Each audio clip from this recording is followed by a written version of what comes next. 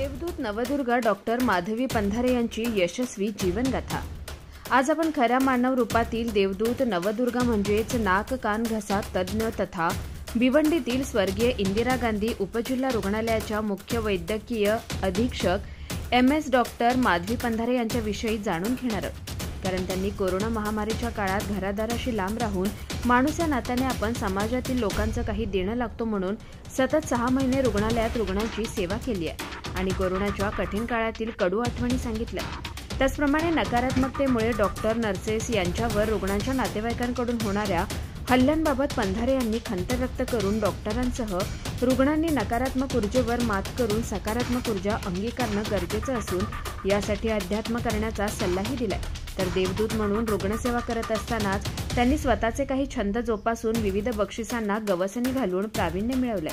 माधवी पंधारे यांनी जय महाराष्ट्र वृत्तवाहिनीला दिलेल्या मुलाखतीत डॉक्टर म्हणून जीवन जगत असताना मनातील इच्छा कशा प्रकारे जपून ठेवल्या याबाबत प्रतिक्रिया दिली आहे। तसेच विद्यार्थ्यांनी आपली कला छंद कसे जोपासावेत याबाबत ज्ञान दिलंय। यावेळी त्यांनी रुग्णसेवेतील धावपळीचं जीवन जगत असतानाच कुटुंबाच्या सहकार्याने फक्त विवाहित डॉक्टर महिलांच्या मोडी queen Mrs Maharashtra ramp walk स्पर्धेत सहभागी होऊन पारितोषिक मिळाल्याचं त्यांनी सांगितलंय आणि त्यासाठी लागणारी पूर्वतयारी प्रशिक्षण डाएट अशी मेहनत घेऊन यश प्राप्त केल्याची माहिती त्यांनी दिली आहे। तसेच त्यांना चित्रकला स्पर्धेसह विविध पारितोषिक मिळाली आहेत। यासह युवा पिढीला आणि विशेष म्हणजे महिलांना मार्गदर्शन करताना त्यांनी सांगितलं की स्त्रीवादी म्हणून नकारात्मक विचार न करता सकारात्मकतेच्या दृष्टीने जाऊन पुरुषांच्या तुलनेत असल्याची जाणीव पदापदाला ठेवण्याचं आवाहन त्यांनी महिलांना केलंय।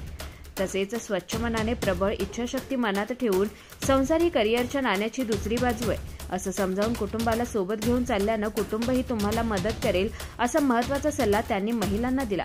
तर स्वतःच्या आनंद स्रोतासाठी कुटुंबावर किंवा वरिष्ठांवर अवलंबून न राहता स्वतः छंद जोपासून स्वतःवर प्रेम करून आनंदी राहा असंही त्यांनी महिलांना उद्देशून सांगितलं। शेवटी त्यांनी नागरिकांना आवाहन करताना सांगितलं की डॉक्टर नर्स किंवा आरोग्य विभागातील कर्मचारी महिलांना फक्त रुग्णसेवेतील महिला न समजता अष्टभुजेतील नवदुर्गेप्रमाणे बायको बहीण आई कुटुंब असे विविध पात्र सांभाळणारी स्त्री म्हणून महिला डॉक्टर नर्सेस अशा आरोग्य सेवेतील महिलांना मानवतेच्या दृष्टीने पाहिल्यास डॉक्टरांवरील हल्ले कमी होतील असं पंधारे यांनी स्पष्ट केलं।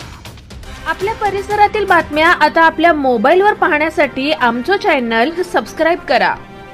विशेष कार्यक्रमात आपलं स्वागत। आज आपल्यासोबत आहेत एक नवदुर्गा जो कोविड काळामध्ये 6 महिने घरी न जाता करत होतात। आपण जाणून घेणार आहोत काय नेमकं मॅडमचा अनुभव आहे तो।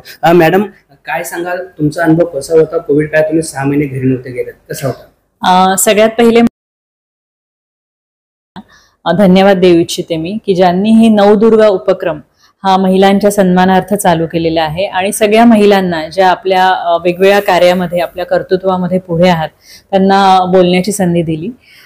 Thank you very much. कोविड काळाविषयी बोलाल तर कोविड पॅन्डेमिक जे होतं सगळं त्याच्यामध्ये सगळ्यांचंच मानसिकदृष्ट्या शारीरिकदृष्ट्या सगळ्यांचेच खूप हाल झालेले आहेत। त्याच्यामध्ये एस्पेशली आता डॉक्टर म्हणून आम्ही जेव्हा ड्युटी केली त्यावेळेस 5-6 महिने खरोखर घरी जावं लागलं नाही। पहिली गोष्ट कोविड आला आहे आणि त्याच्यामुळे एवढा मृत्यू होतो आहे हे ऐकूनच सगळ्यांचे धाबे दणाणले होते। त्यावेळेस असं वाटलं की म्हणजे आपल्या कुटुंब आपली मुलं लहान त्यावेळेस वयस्कर सासू सासरे आई वडील सगळ्यांचीच काळजी डोळ्यासमोर आली आणि मनामध्ये आली आणि त्यावेळेस सडनली आमच्या असं डिक्लेअर केलं गेलं की आता तुम्हाला कोविडच्या रुग्णांसाठी उपचार चालू करण्यासाठी तुम्हाला पटकन ड्युटीवर हजर व्हायचंय। तेव्हा मात्र मनामध्ये खूपच भीती वाटायला लागली की आपल्या कुटुंबांना सोडून आपण जायचं आहे, कुटुंबांची काळजी कोण घेणार इथे। पण तरी सुद्धा ती सगळी इन्सिक्युरिटी सगळं बाजूला सारून कोविड कालावधीमध्ये कामं केली। सगळ्या सिस्टरांनी डॉक्टरांनी ज्यांनी कोविड कालावधीमध्ये कामं केली त्या सगळ्यांचं कौतुकास्पद आहे। कारण की तो कालावधीमध्ये असं होतं की ते PPE किट घालणं त्याच्या आतमध्ये घामाने पूर्ण भिजून जायचं, खूप गरम व्हायचं। त्याही परिस्थितीमध्ये घरच्यांचं दुःख बाजूला सारून आपली स्वतःची पर्सनल दुःख बाजूला सारून रुग्णांसाठी सेवा करायची, रुग्णांच्या नातेवाईकांना दिलासा द्यायचा की काळजी करू नका, रुग्ण बरा होईल तुमचा। हे सगळं खरंच खूप जिकिरीचं काम होतं. आणि दुसरं म्हणजे कधी कधी सख्खी मुलं पण आपल्या वडिलांचं प्रेत घेण्यासाठी यायची नाही, धजायची नाही. बिचारे त्यांचे दोष नव्हतं, परंतु ते इतके घाबरलेलेच होते.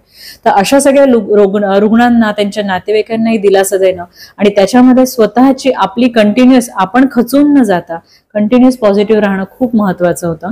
आणि तो कालावधी आपल्या सगळ्यांच्या प्रयत्नामुळे निघून गेला.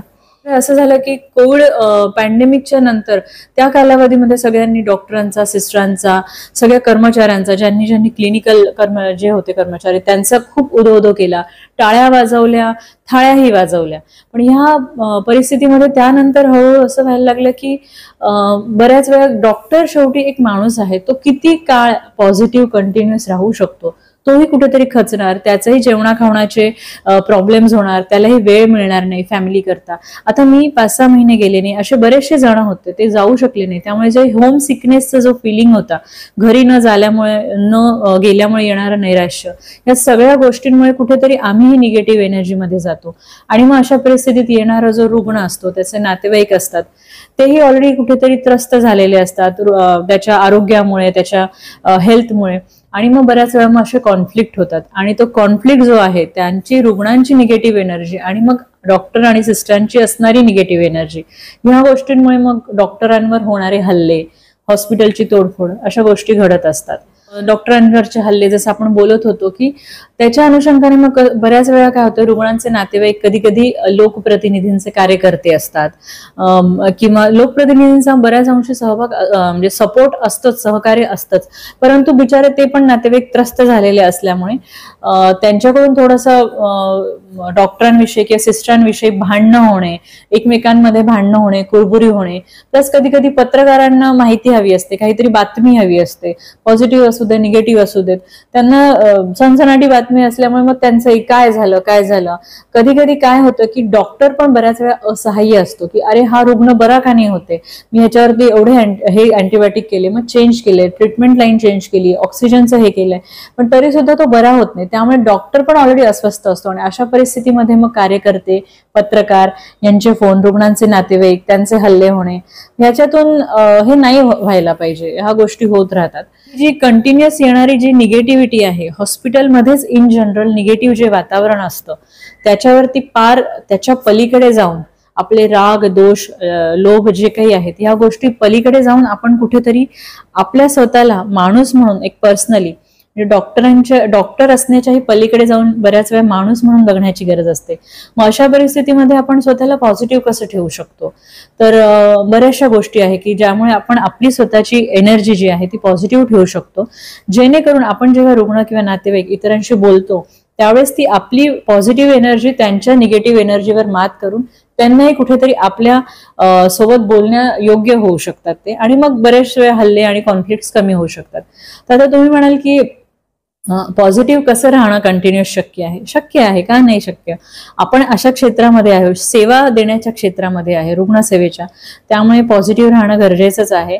मला असा सल्ला देऊ इच्छितो की मी आता माझं म्हणाल तर रोज डेली मेडिटेशन करते, किंवा तुम्ही असं डेली एक अध्यात्माचा थोडासा जर बेस असेल आणि तुम्ही मेडिटेशन जर करू शकला डेली, स्वतःच्या आरोग्याकडे, स्वतःच्या छंदांकडे लक्ष दिला, तुमचे छंद जोपासू शकला, तुम्ही रोज व्यायाम करणे आणि आरोग्याची काळजी घेणे, ह्या गोष्टी जर करू शकला, आणि आपण तर एक स्त्री म्हणून एक कोणाची तरी आई असतो, कोणाची तरी बहीण असतो, कोणाची तरी मुलगी असतो, बायको असतो, मैत्रीण असतो, अशी बरेचशी नाती सांभाळत असतो. परंतु कधीतरी आपण स्वतःला, या सगळ्यांवरती आपलं खूप प्रेमही असतं, कुटुंबियांवर, आपल्या मुलांवर, आई वडिलांवर, पण कधीतरी स्वतःवर पण प्रेम करायला शिका. त्याच्या पलीकडे जाऊन कधीतरी थोडं शांत होऊन मेडिटेशन करून असं स्वतःला इंट्रोस्पेक्ट करून बघा की आपण स्वतःसाठी किती वेळ देऊ शकतोय, आपण स्वतःसाठी किती प्रेम करतो आहोत. आणि मग यावेळेस तुम्हाला त्या प्रश्नांची उत्तरं मिळत जातात. अशा परिस्थितीमध्ये आपण आपले छंद जोपासायला पाहिजे. तुम्हाला शाळेमध्ये ड्रॉइंग, पेंटिंगची आवड असते, पण आपण नंतर कालांतराने विसरून जातो. बऱ्याच वेळा काय होतं की संसारामध्ये एकदा गुरफटलो की मग आता काही नाही, आता फक्त मूल चूल आणि आपण आपलं सकाळी जाऊन करिअर करणे, एवढ्याच गोष्टीत अडकून राहतो आणि स्वतःकडे लक्ष दिलं जात नाही.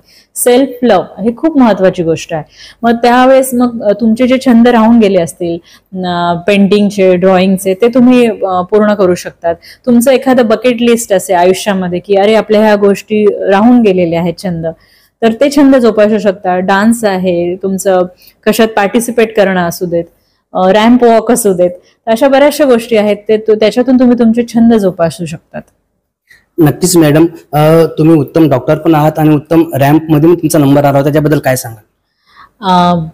रॅम्प वॉक मध्ये हो, मेडिक्वीन मिसेस महाराष्ट्र म्हणून एक स्पर्धा होती जी फक्त मॅरिड लेडी डॉक्टर्स म्हणजे ज्या विवाहित महिला डॉक्टर्स आहेत त्यांच्यासाठीची होती. त्या स्पर्धेमध्ये मी पार्टिसिपेट केलं होतं. कुठेतरी असं 12वी पर्यंत फार अभ्यास, त्याच्यानंतर MBBS, मग MS, मग असं कंटिन्युअस अभ्यास, मग लग्न, चूल मूल, संसार, मुलं, ह्या सगळ्यांमध्ये ना ते कुठेतरी एक माझी बकेट लिस्ट राहून गेली होती, बकेट लिस्ट मधली एक गोष्ट. तर मी म्हटलं वाय नॉट, आपण थोडासा प्रयत्न करूया. मग मिस्टर माझे नवरा निखिल खराडे त्यांनी मला खूप सपोर्ट केला. इव्हन माझी 2 छोटी मुलं आहेत, 8 वर्षाची आणि 4 वर्षाची, मानव नीरव, यांनी सपोर्ट केला. मम्मा तू कर पार्टिसिपेट. सासू सासरे, आई वडील या सगळ्यांच्याच फॅमिलीच्या सपोर्टमुळे मी ही मेडिक्वीन मिसेस महाराष्ट्र स्पर्धामध्ये पार्टिसिपेट करू शकले, जिंकू शकले. त्याच्यानंतर मला त्याच्यासाठी सोशल वर्क अवॉर्ड पण मिळाला आणि छान वाटलं एकंदरीत. मग त्यासाठी लागणारी जी तयारी आहे, तुमचं डाएट कंट्रोल आहे, रॅम्प वॉक कसं करायचं, चालायचं, याचे मी प्रशिक्षण घेतलं आणि ते करू शकले. नक्कीच युवा पिढीला काय सांगायचं? युवा पिढीला मला असं वाटतं, विशेष करून महिलांना, की फक्त करिअर म्हणजे तुम्ही उच्च शिक्षित व्हा, काही हरकत नाही, परंतु फक्त करिअरच्या मागे लागण्याच्या ऐवजी असं बऱ्याच वेळा असतं धारणा की आपण उच्च शिक्षित झालो की संसाराकडे लक्ष द्यायची गरज नाही किंवा संसार हा माझा क्षेत्र नाही, अशी भावना जी होते महिलांची. तसं करू नका, कारण की संसार हीच एक दुसऱ्या नाण्याची दुसरी बाजू आहे करिअरच्या. तुम्ही जेव्हा तुमचं यश साजरं करतात, तुमच्या करिअरमध्ये यश असू देत किंवा तुमचं अपयश असू दे, ते शेअर करण्यासाठी तुमचा जीवाभावाचा सख्खा तुम्हाला नवरा हवा, कंपॅनियन हवा, तुमची घरी जाऊन मुलं हवीत खेळण्यासाठी, ते शेअर करण्यासाठी संसार पण हा तेवढाच आहे. ती एक अडचण नसून ती पण एक आपली स्ट्रॉंग फॅमिली सपोर्ट सिस्टीम असते की ज्याच्याकरून आपण जरी उच्च शिक्षित असलो तरी सुद्धा आपण अजून चांगल्या प्रकारे आयुष्याचा आनंद घेऊ शकतो. दुसरा सल्ला मला द्यावासा वाटतो महिलांना की आपण हा लढा आपला, म्हणजे तुम्ही फेमिनिस्ट असाल किंवा स्त्रीवादी आहात, याचा अर्थ तुम्ही पुरुषांच्या अगेन्स्ट आहे असं नाहीये. तर पुरुषांच्या समानच तुम्ही आहात, इक्वल आहात, याची जाणीव तुम्हाला पदापदाला असली पाहिजे. आणि फक्त तुम्ही इच्छा करा स्ट्रॉंगली. मग ते म्हणतात ना, पुरी कायनात तुम्हाला साथ देगी. तुम्ही एक फक्त स्ट्रॉंग काहीतरी विचार करा, इच्छा करा आणि नक्कीच त्या दृष्टीने तुम्ही पावलं उचलायला सुरुवात केली की तुमचे घरचे, तुमचे फॅमिली मेंबर्स, तुमचे मित्रमंडळी आणि ऑफिसचेही लोक त्याला नक्कीच सहकार्य करतील. फक्त तुमचं इंटेन्शन छान पाहिजे. दुसरी गोष्ट मला याच्या अनुषंगाने की ह्या कंटिन्युअस, आता डॉक्टर म्हणून मी जर आहे तर आपल्याला पॉझिटिव्ह राहणं गरजेचं आहे. तर त्यासाठी तुम्ही तुमचे छंद जोपासा. तुम्ही आपल्या आनंदाचं शल्य की मी आज आनंदी नाहीये, त्याचं मला आनंदी ठेवण्याची जी जबाबदारी आहे नवऱ्याचीच आहे, मुलांचीच आहे, सासू सासऱ्यांचीच आहे आणि ऑफिसमधल्या लोकांची आहे किंवा बॉसचीच आहे, असं नाहीये. आपण आपल्या आनंदाचे जे स्रोत आहे ते आपण स्वतःच आहोत. आपण आनंदाचे मार्ग आपण आता स्वतःच शोधले गेले पाहिजे असं मला वाटतं. आणि एक जरी मी डॉक्टर आहे, डॉक्टर म्हणून बोलत आहे किंवा महिला डॉक्टर आहेत, परंतु याच्याही पलीकडे जाऊन मी माणूस आहे. मी माझेही बरेच, जसं देवीला अष्टभुजा असते, 8 हात असतात, तसं मीही एक महिला म्हणून, एक डॉक्टर म्हणून, एक कोणाची तरी आई आहे, बहीण आहे, मुलगी आहे, बायको आहे, अशा विविध रूप मी हे करते, निभावत आहेत. तर ह्याच्या पलीकडे मला जनतेला आणि नागरिकांना हेच सांगू इच्छिते मी की डॉक्टर पलीकडेही जाऊन, डॉक्टर सिस्टर ह्या सगळ्यांच्या पलीकडे जाऊन त्यांना माणूस म्हणून बघायला शिका आणि माणूस म्हणून जाणायला शिका. नक्कीच डॉक्टरांवरचे हल्ले ह्या प्रकरणामुळे कमी होऊ शकतात. थँक्यू. नक्कीच डॉक्टरांचे हल्ले कमी होऊ शकतात. डॉक्टर देव नाहीत, पण देवापेक्षा कमी सुद्धा नाहीत. जसं रुग्णांना घरदार आहे तसं डॉक्टरांना सुद्धा घरदार आहे. जसं रुग्णांना नातेवाईकांचा मोह आहे, आई वडील, बाबा, बायको, मुलगा, हे मित्रमंडळी, तसेच डॉक्टरांना सुद्धा आहेत. तर डॉक्टरांमध्ये हल्ले थांबले पाहिजेत. भिवून आणि न्यूज